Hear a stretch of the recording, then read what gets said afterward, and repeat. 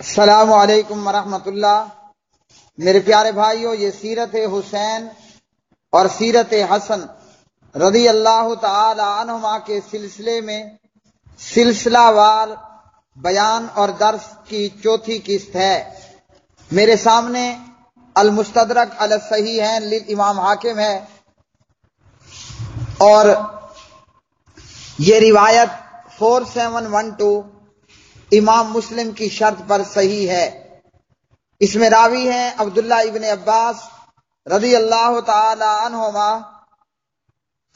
پیارے نبی صلی اللہ علیہ وسلم نے اہل بیت کا مرتبہ اور مقام بیان کرتے ہوئے فرمایا، فَلَوْ أَنَّ رَجُلًا صَفَنَ بَيْنَ الرُّكْنِ وَالْمَقْعَامِ فَصَلَّى وَصَامَ ثُمَّ لَقِيَ اللَّهَ وَهُوَ مُبْغِضٌ لِأَهْلِ بَيْتِ مُحَمَّدٍ صلی اللہ علیہ وسلم داخل النار۔ کوئی شخص بیت اللہ میں حجر اسود اور مقام ابراہیم کے مابین نماز پڑھتا ہے، اس حال میں کہ وہ روزے دار بھی ہے، اسی حالت میں وہ اللہ سے مل جاتا ہے، یعنی اسی اچھی حالت میں اسے موت آتی ہے، لیکن وہ محمد رسول اللہ صلی اللہ علیہ وسلم کے اہل بیت سے بغض رکھنے والا شخص تھا، تو ایسا آدمی اپنے اس قدر نیک اعمال کے باوجود بھی جہنم میں داخل ہو گیا۔ تو اس حدیث سے ہمیں یہ معلوم ہوا کہ اہل بیت کی دشمنی رکھنے والا شخص بظاہراً جتنا نیک اور عبادت گزار کیوں نہ ہو، اس کے باوجود اہل بیت سے دشمنی رکھنے کی وجہ سے وہ جہنم میں جانے والا ہے۔ عبداللہ ابن عباس رضی اللہ تعالی عنہما راوی ہیں اور سنن ترمذی میں جامع ترمذی میں یہ ابواب المناقب ہیں اور اس میں روایت نمبر ہے 3783۔ عبداللہ بن عباس فرماتے ہیں، کان رسول اللہ صلی اللہ علیہ وسلم حامل الحسن ابن علی علی عاتقہ فقال رجل نعم المرکب رکبتا یا غلام، فقال النبی صلی اللہ علیہ وسلم ونعم الراکب ہوا۔ پیارے نبی نے جناب حسن کو اپنے کندھوں پہ اٹھا رکھا تھا۔ ایک آدمی نے کہا کہ واہ حسن، کیا خوبصورت سواری پائی ہے۔ نبی صلی اللہ علیہ وسلم فرماتے ہیں، دیکھو سوار بھی کتنا خوبصورت ہے، اگر سواری اعلیٰ ہے تو سوار بھی کم نہیں ہے۔ سبحان اللہ والحمدللہ۔ حضرت مولا علی المرتضی رضی اللہ تعالی عنہ راوی ہیں، فرماتے ہیں لما ولد الحسن، جب حضرت حسن پیدا ہوئے، سمیتہ حربا، میں نے حسن کا نام حرب رکھا، فجاء رسول اللہ صلی اللہ علیہ وسلم، اللہ کے پاک نبی صلی اللہ علیہ وسلم آئے اور آ کر آپ صلی اللہ علیہ وسلم نے فرمایا، ارونی ابنی، مجھے میرے بیٹے نواسے کی زیارت کراؤ۔ حضرت حسن رضی اللہ تعالی عنہ پیارے نبی صلی اللہ علیہ وسلم کے پاس لائے گئے۔ آپ نے حسن کو اپنی گود میں رکھا اور پوچھا، ما سمیتا، اس کا کیا نام رکھا ہے؟ حضرت علی فرماتے ہیں، قلت حربا، میں نے اس کا نام حرب رکھا۔ پیارے نبی نے فرمایا نہیں، بل ہوا حسن، اس کا نام حسن ہے۔ مسند احمد جلد نمبر 2 769 حدیث نمبر۔ عبداللہ بن عمر رضی اللہ عنہ ماں بیان کرتے ہیں، پیارے نبی صلی اللہ علیہ وسلم نے حضرت حسن کے کان میں آذان دی۔ عن ابن عباس رضی اللہ تعالی عنہما ان النبی صلی اللہ علیہ وسلم عکا ان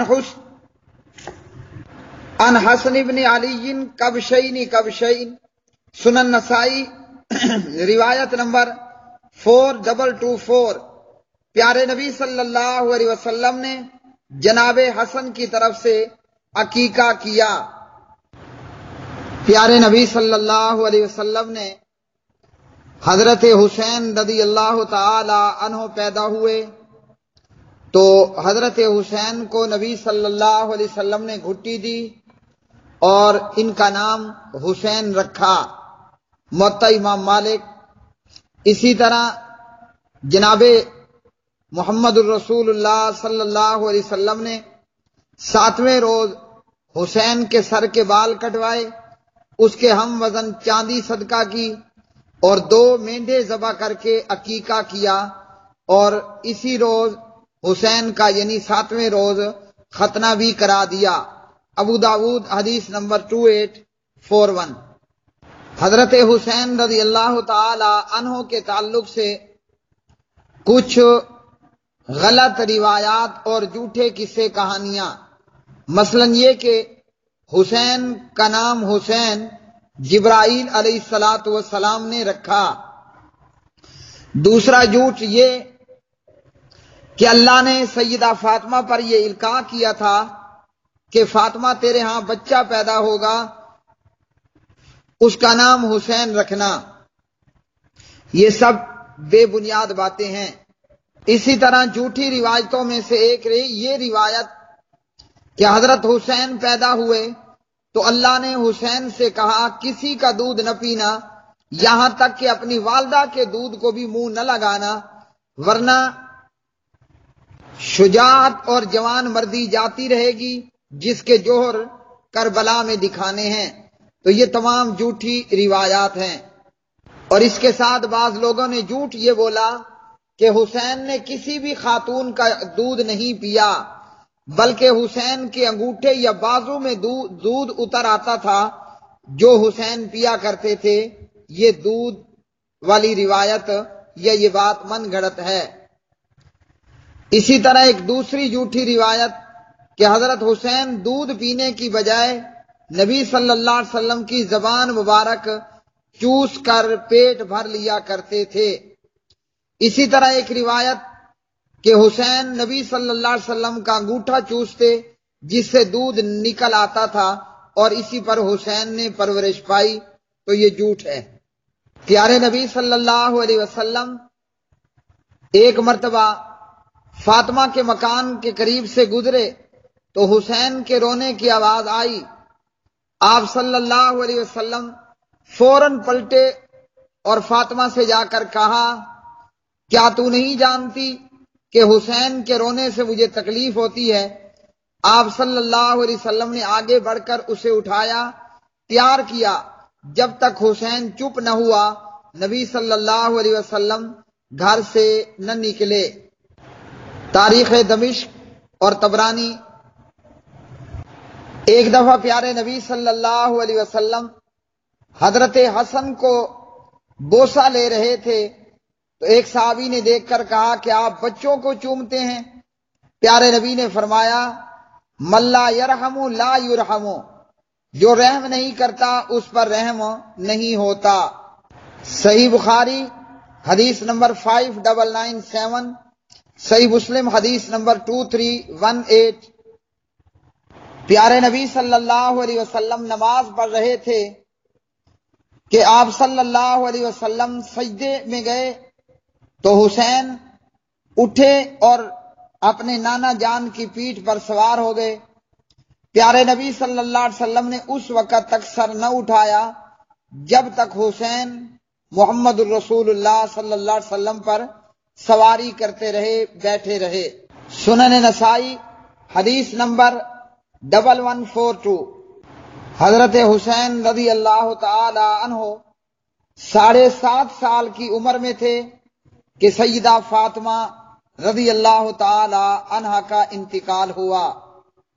پیارے نبی صلی اللہ علیہ وسلم کے پاس صدقے کی کچھ کھجوریں لائی گئیں۔ حضرت حسن نے ایک کھجور لے کر منہ میں ڈالی تو نبی صلی اللہ علیہ وسلم نے حسن کے منہ میں انگلی ڈالی اور فرمایا کخ کخ، اسے باہر نکال دو، اگل دو، سید کے لیے صدقہ کھانا ناجائز ہے۔ صحیح بخاری حدیث نمبر 1491۔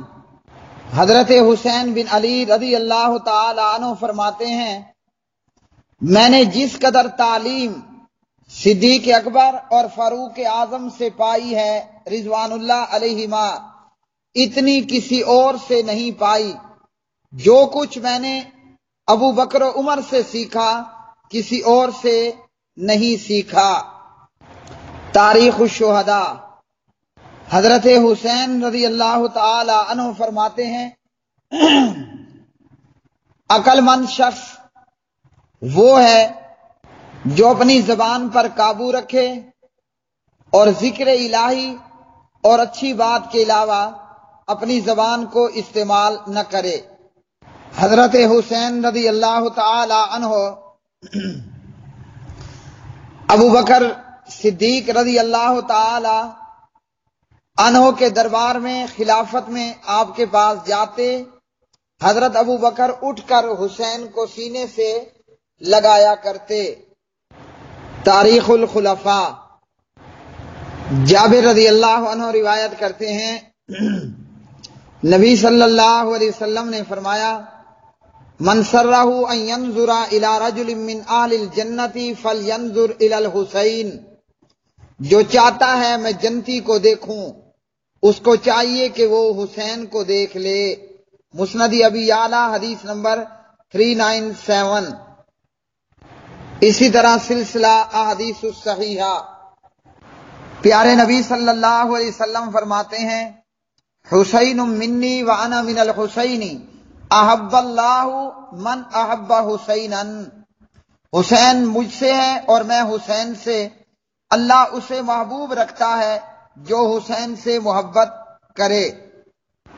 جامع ترمذی حدیث نمبر 3775۔